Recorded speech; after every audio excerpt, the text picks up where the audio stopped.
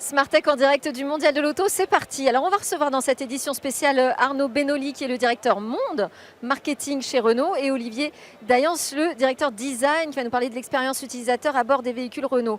On va découvrir avec eux vraiment tout un nouveau système numérique qui va permettre de personnaliser ces expériences numériques à bord. Mais je voulais absolument démarrer cette édition spéciale avec notre invité star, Jean-Michel Jarre. Bonjour. Bonjour. Très heureuse de vous croiser sur le Mondial de l'Auto. C'est quand même une surprise de voir Jean-Michel Jarre comme ça sur le Mondial de l'Auto. Je dirais oui et non. Au-delà de moi, je pense que les voitures électriques offrent un champ d'expérience nouveau pour les musiciens et pour le son. C'est un petit peu la voiture électrique, c'est un petit peu comme la toile blanche du peintre, c'est-à-dire qu'on part du silence, ce qui est tout à fait nouveau dans la voiture. Et effectivement, le son va Silence jouer... qu'on n'aura bientôt plus le droit d'avoir parce que une loi impose désormais aux véhicules électriques d'avoir du son. En dessous de 30 km/h, il faut pouvoir prévenir les cyclistes, les vélos. Et donc vous, Jean-Michel Jarre, ça vous intéresse, ça, c'est-à-dire travailler sur la signature sonore des véhicules demain? Oui, Luca De Meo et la marque Renault m'a demandé de réfléchir justement sur le futur, le futur sonore des voitures. Et c'est vraiment un sujet intéressant, puisqu'il faut, comme vous le disiez très, très justement, pour des raisons de sécurité, on ne peut pas avoir des voitures qui soient totalement silencieuses, parce que ce serait dangereux, tout le monde peut le comprendre.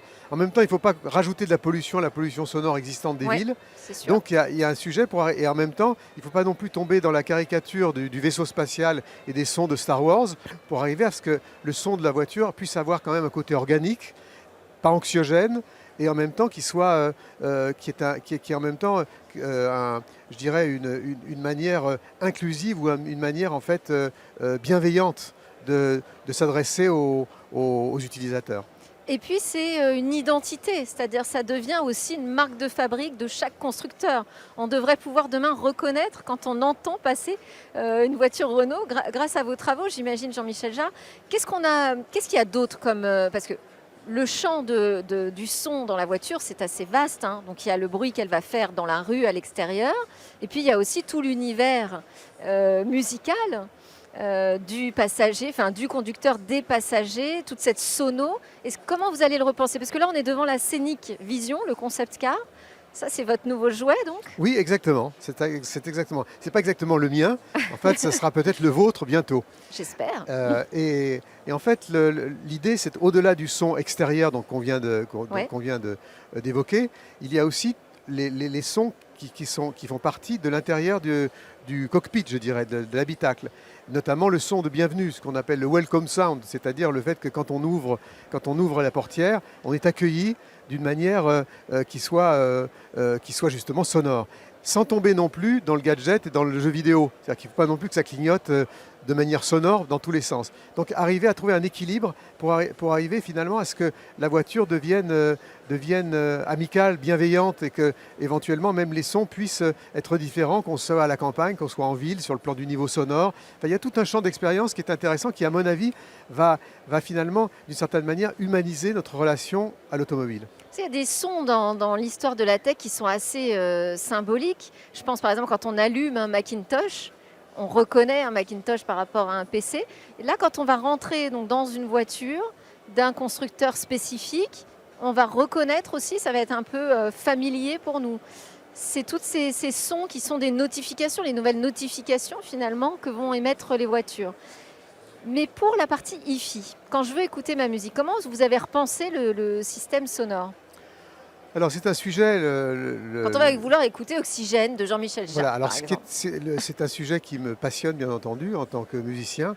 Je pense que l'immersion dans le futur pour l'automobile et même au-delà va devenir ce que la stéréo est arrivée à nous a donné quand on a quitté la mono, le gramophone de nos grands-parents. C'est-à-dire qu'avec le développement du métaverse, de la réalité virtuelle, des voitures électriques qui sont des vrais auditoriums de poche pour le futur, on va justement pouvoir arriver à accéder à une manière d'écouter la musique et de la vivre d'une manière totalement immersive. Et n'oublions pas qu'il y a un temps formidable pour les créateurs qui est le temps de charge. C'est-à-dire que si on additionne le temps de charge des voitures électriques au nombre d'utilisateurs, on parle de milliers, de centaines de milliers d'heures qui vont être des milliers d'heures d'edutainment, comme on dit, d'entertainment, d'opportunités pour les musiciens et pour les artistes de partager leur création dans des situations assez idéales. Quand on est à l'intérieur d'une voiture électrique, on est dans une situation assez idéale, mieux même qu'à la maison. On est dans le silence, on est dans le confort. Et finalement, le vrai sujet, c'est à qui on va faire plaisir. Est-ce que c'est le passager, est-ce que ce sont les passagers, est-ce que c'est le conducteur? Donc il y a tous ces problèmes-là qui se posent, qui sont passionnants évidemment. Et qu'est-ce que c'est une expérience immersive, une expérience audio, musicale immersive dans une voiture? On est plus ou moins déjà en immersion. Comment on la transforme, cette expérience? Vous touchez un sujet qui Vous me touche. mettez des haut-parleurs partout, Voilà, parce que j'ai pas l'impression, pour l'instant, on ne voit pas des haut-parleurs partout. Comment vous travaillez ce son? Alors vous touchez un sujet qui m'intéresse particulièrement, puisque se trouve que je suis en train de sortir un album qui s'appelle Oxymore, qui est le premier album qui a été conçu et composé en son immersif. Qu'est-ce que ça veut dire? Ça veut dire que jusqu'à maintenant, on avait une relation frontale à la musique. Quand on compose pour un orchestre symphonique ou quand on est dans un studio, on a une relation frontale avec l'orchestre ou avec les haut-parleurs. Là, dans une voiture, on a justement une relation à 360 degrés, Oui. dans la mesure où la stéréo n'existe pas dans la nature. Quand on est au milieu du salon de l'auto, tout ce qu'on entend autour de nous est en mono, mais on a un champ auditif qui est à 360 degrés. C'est exactement la même chose dans une automobile. Donc, en fait, on arrivera vraiment à changer notre perception quand les artistes, les créateurs vont composer pour l'immersion et non pas simplement d'immerger dans la musique existante. Donc ça ouvre tout un écosystème pour les artistes, les créateurs, les ingénieurs du son, les producteurs et les gens de l'automobile, bien entendu. Et il va se passer des choses dans les appuis-têtes, là, parce qu'on voit leur conception est assez étonnante. Alors moi, même si on est sur un concept car pour l'instant. Alors moi, je suis un grand adepte du less is more. Je ne crois pas du tout d'avoir 40 haut-parleurs, puis d'abord, il y a un problème économique. Et en fait, ce qui est important, c'est de bien travailler avec les designers dès le départ pour pas qu'en fait, finalement, ils nous négligent, nous, les gens du son et de la musique. C'est-à-dire que, finalement, jusqu'à maintenant, souvent, on a eu tendance, les designers ont eu tendance à concevoir le cockpit d'une voiture, et puis finalement, là où il y avait de la place, on mettait le haut-parleur. Oui. Ça, on ne pourra jamais s'en tirer si on fait ça. Et donc, finalement, on bricole.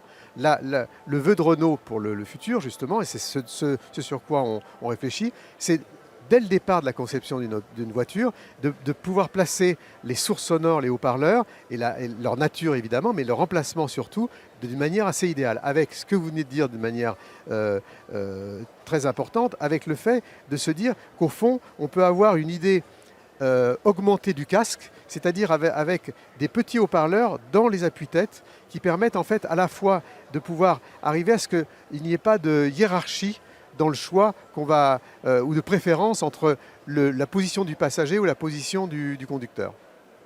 Et vous évoquiez l'idée qu'on pourrait demain avoir des expériences sonores différentes en fonction de l'endroit où on se trouve. Vous disiez, selon si on est en ville, à la campagne. Comment ça peut fonctionner, ça? Alors c'est une chose sur laquelle on travaille avec Renault, sur ce qu'on a appelé pour l'instant le Sonic Road. C'est-à-dire l'idée, au fond, que la musique que vous entendez, les sons que vous entendez, puissent en fait dépendre aussi, à travers l'intelligence artificielle, à travers un algorithme, des endroits que vous traversez. C'est-à-dire quand vous traversez une forêt, c'est pas la même chose quand on traverse une zone industrielle ou qu'on est proche d'une école, d'une église. Et donc, sans tomber dans la caricature, si on passe près d'une église, on entend des sons de cloche, c'est pas du tout ce que je veux dire, mais c'est simplement le fait qu'on puisse arriver à avoir, aussi bien dans le choix de playlists, que le choix même de musiques qui sont spécialement composées pour un voyage, qu'on puisse avoir justement cette espèce de rapport entre l'extérieur et l'intérieur de la voiture. Ce qui change beaucoup. Ce sont des algorithmes de recommandation, c'est ça, qui vont être mis en place? Oui, de recommandations, mais qui ne soient pas des recommandations de playlists à la Spotify, mais qui soient des recommandations qui soient beaucoup plus liées à l'expérience du voyage et l'expérience du déplacement. Et donc il y a vraiment il y a un côté romanesque dans le nomadisme automobile. Oui. Et donc ce romanesque-là, je pense que c'est intéressant de le prendre en compte, avec surtout le fait que quand on est dans une voiture électrique, on a un rapport avec l'extérieur qui est totalement différent. Jusqu'à maintenant, l'automobile faisait un peu appel à ce qu'on appelle le cerveau primitif. C'est-à-dire qu'en fait, le cerveau primitif, c'est le fait du réflexe de défense instinctif.